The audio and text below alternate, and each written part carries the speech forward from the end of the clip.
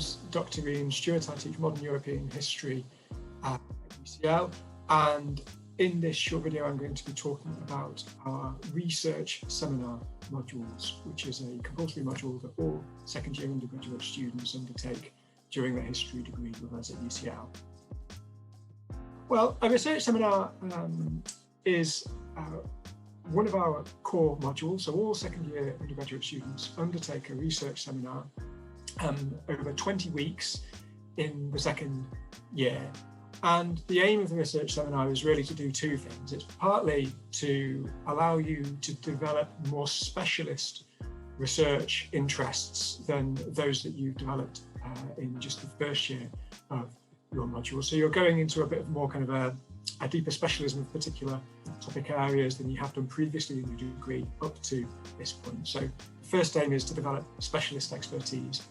And the second point of the research seminar is to help our undergraduate students to develop the independent research skills that they will need to produce longer pieces of original research, which is one of the things that we assess them on in the research seminar, but also we're giving them the skills through this module to help them to produce a really good independent research project in their third year as well, for their third year dissertation.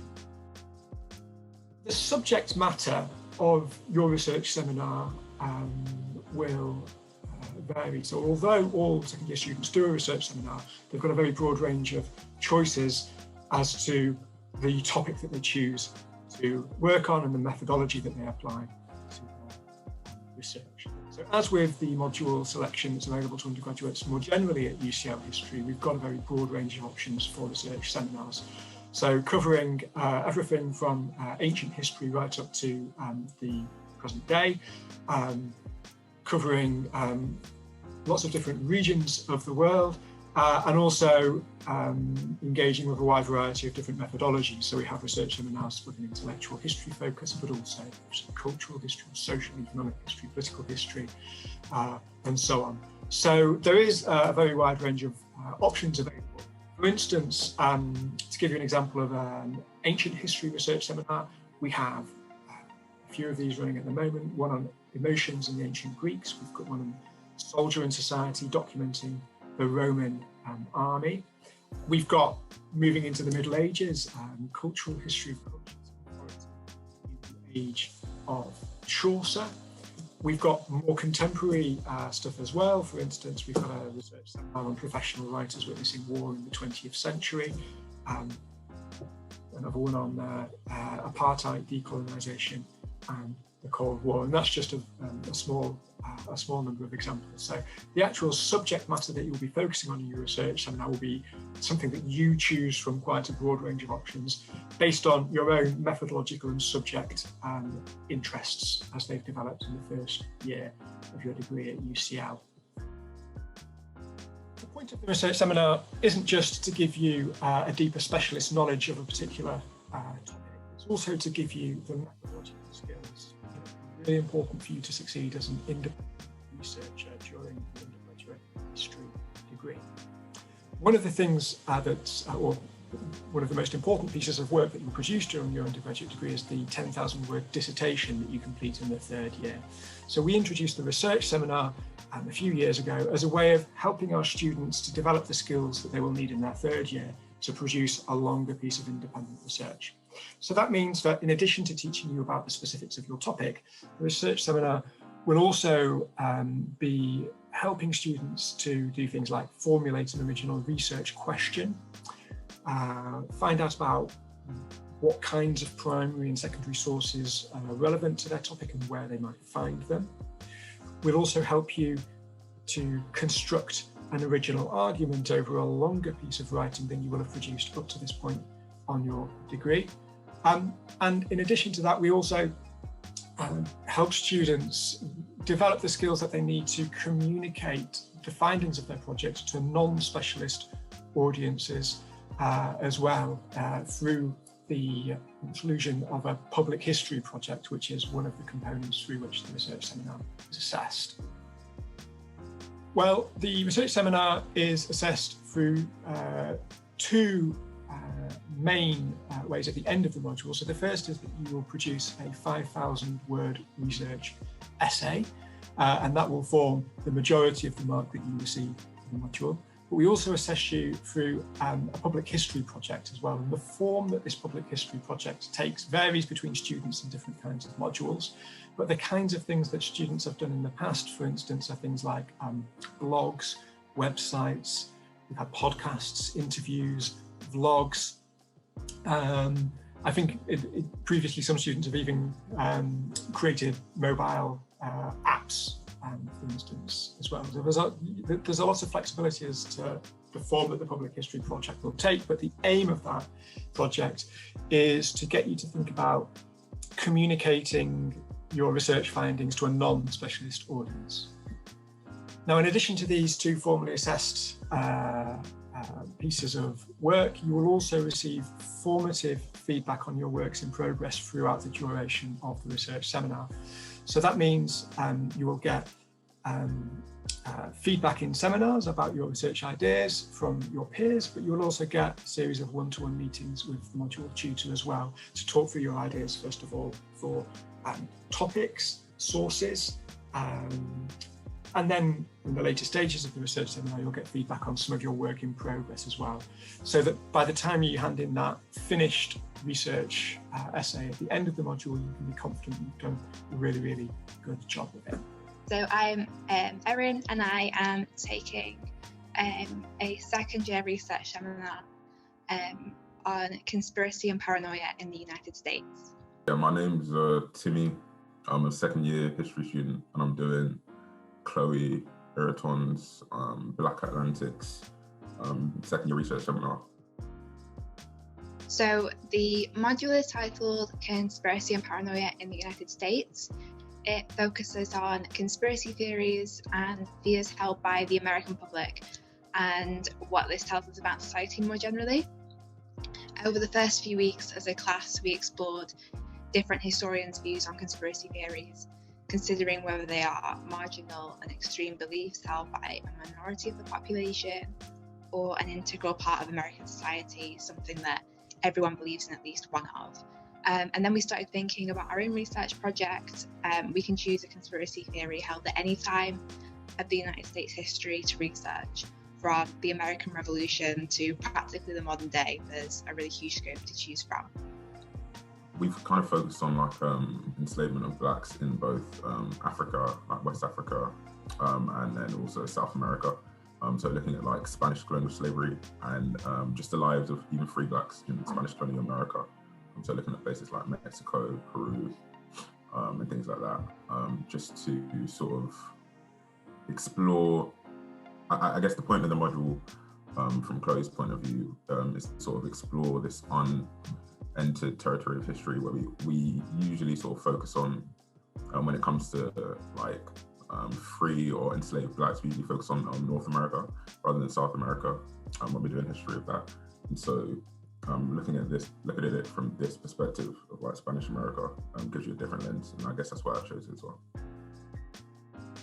Definitely, the number one thing I would say is writing confidence. So when you're writing essays, I'm not sure how all of the other research seminars have done it, but I assume it's similar. So our research seminar tutor sort of took us through. So we had a weekly writing task where she would give us feedback on every single, it would be a short piece of writing every week. And then you can if you look back, you can sort of see a progression over the year about how you're writing, confidence as well, your confidence in your writing style, improves over the year. So I'll definitely say that's something that I've drawn into all my other essays in second year. And I'll also take them into third year as well. So the main thing would be writing confidence, and also how to research, how to go about structuring research, because with the normal sort of history essays, which are 2,500 words, you don't have as much time to plan research and as you do in the 5,000 word essay, because we have the whole year to think about what we're going to write and how we're going to write it. And so the planning process, you learn a lot about that, which I guess will help with our dissertations and third years.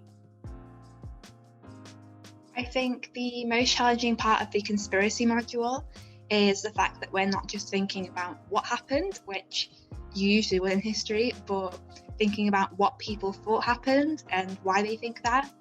And at first it takes a while to get your head around, because some of the events that people believe in don't really feel real, or they feel so real but didn't actually happen that it can be really confusing to confuse reality with the conspiracy theories. And then the most challenging part of doing a research seminar, however, like in general, is what I mentioned earlier, sourcing your own reading list. I had to research America in the 1970s for context of my essay. And because that's a whole decade of information, there's a lot of scope and books to sort through. Sometimes I'll accidentally find myself reading something totally irrelevant, and it can be difficult to make myself stop reading and try and find something more useful. So a lot of our essay for the research seminar is primary source based, which is something that's quite different to the earlier modules at UCL, like the survey modules that are a lot more focused on secondary sources. So I'm using a magazine article published in the 1970s. It was really difficult to find it initially, especially because we're having to solely use online archives thanks to COVID. But eventually I found a ton of digitalized resources related to my topic. And then I spent a while scanning through magazine after magazine, finding something that would be useful. But when I found the article that suited my focus perfectly and had plenty of quotes to analyse and compare to my research, that was sort of the light bulb moment, and then I was away. But I'm also supporting my argument with secondary sources. Again, it was difficult to find this year because some are only available at places like the British Library, which is normally super easy to get to from UCL on an average day, but not when everything's shut.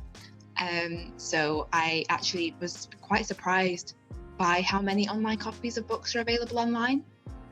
And I find these using the UCL Library Explore website, typing in key terms and finding matches. And JSTOR is also really useful for finding journal articles. So I think this might come as a surprise to some people who are going to study second research seminar, but you're allowed to, at least in my case, I think it's the same for every seminar, you're allowed to write your research essay on sort of the same topic as you write your public history output. So my public history output was on, I said enslaved women litigants, and I've forgotten exactly what the title was, but yeah, it was about enslaved women litigants, and I used that source from Manuela, litigating for the right to conjugal protection, that's conjugal marriage. And then my research essay just sort of that expanded. So it's called, I think the title is An Instrument of Liberty, exploring enslaved litigants, exploring enslaved litigants' freedom or something in colonial Lima. And so I'm using that same source as the basis, but just doing it in a broader way. And this time it's not for a public history audience. It's I'm able to contextualize it in more detail, talk more about historiography, and yeah. The reason I've only, so a lot of people choose 2 to 3 sources or even more than that. The reason I chose 1 is because I think often in historiography, especially on unexplored topics, for marginalized groups, you often see broad histories written, which don't really focus on the people per se, just the issue. And so I wanted to focus on one to give that particular woman agency and importance. So yeah, that's what I'm doing, my both research essay and public history on Manuela. Every research seminar has a slightly different format for their public history output. Ours is an article for a non-academic audience, similar to what you might find in the New Yorker. It was definitely what I was most excited for coming into the research seminar. Again, I think it's something that's a bit different. It's a different approach to take about thinking about studying history and thinking about our research, and it also prepares us for possibly writing in the future outside of an academic context, which I really enjoy. It's only 1,000 words, so it has to be quite a narrow focus so that we don't get too overwhelmed. I'm currently undecided about what exactly I'll be writing it about.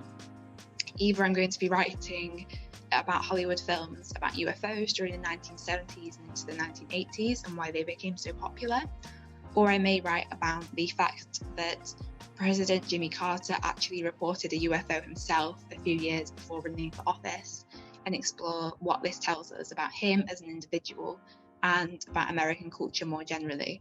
But I'm undecided right now. I'm quite torn between those two ideas, but that's okay. I have quite a few weeks to think about it yet. I would say also, I mean, part of the benefit was like the independence. You get to choose whatever title and topic you want. But then also some of the challenges, it's like the independence. Obviously you get support. So like I can always ask my module tutor like every week. I pretty much have a week meeting with her like every week just to make sure I'm on the right track. But there was a certain level of independence where like this Easter holiday, when I'm really getting into writing the essay, you're sort of on your own. Like you've been taught everything you need. You've been given all the tools. And then you sort of need to do the reading and shape your essay from there by yourself. So I mean, it's a good skill to have, but yeah, that's challenging, I'll say.